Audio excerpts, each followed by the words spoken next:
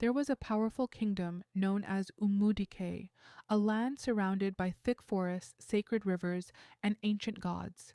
The people of Umudike feared only one thing: the birth of twins. For generations, the elders taught that twins were a terrible omen. They believed that whenever twins were born, drought would strike, crops would fail, and death would visit the land. No one dared question the tradition. No one dared challenge the gods, and anyone who did paid dearly for it. The sun had barely risen when panic spread across the village. Women carrying clay pots stopped in their tracks. Farmers abandoned their hoes. Children ran through dusty paths carrying frightening news. The wife of Okiki the hunter was in labor. But this was no ordinary labor. The village midwife had rushed out of the hut screaming, her hands trembling, her face pale with fear. What happened? Villagers asked. The old woman could barely speak. The gods have spoken. The abomination has arrived. Twins! The children the kingdom believed should never exist. Inside the small mud hut, Adaze, Okeki's wife, cried in exhaustion as she held two newborn babies against her chest.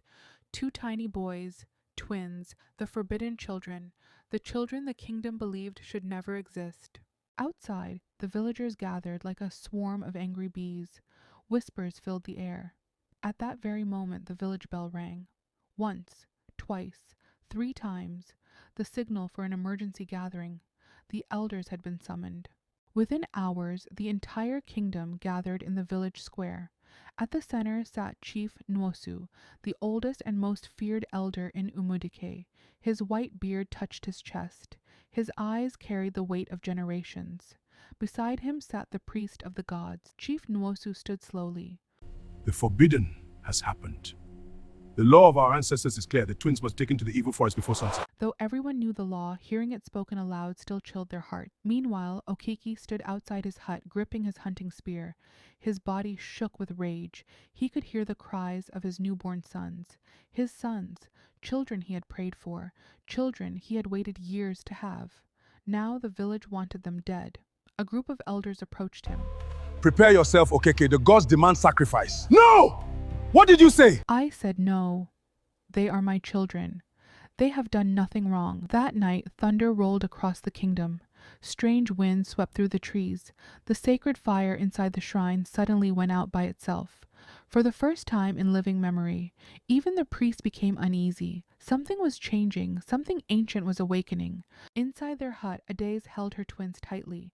Tears streamed down her cheeks. She knew what awaited them at sunrise. But she also knew one thing. A mother's love is stronger than fear. As the baby slept peacefully in her arms, a mysterious old woman appeared at the doorway. Nobody saw her arrive. Nobody heard her footsteps. The old woman stared at the twins. Then she smiled, a strange smile, a knowing smile, and whispered words that froze Adaze's blood. These are not ordinary children. They were sent for a reason. When the time comes, one will save this kingdom, and the other will destroy it. The old woman turned and disappeared into the darkness, as if she had never been there. That same moment, deep inside the sacred forest, a giant ancient tree split open with a deafening crack, and hidden within its hollow trunk, a mysterious symbol began to glow. For the first time in 100 years, the prophecy had begun. Just as the elders prepared to enter the hut and take the twins away forever, a deafening scream echoed from the sacred forest. The ground trembled, the wind suddenly stopped, and the chosen ones have returned. But who were the twins really? Why did the sacred tree split open the very night they were born?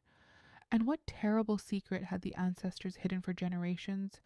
To be continued.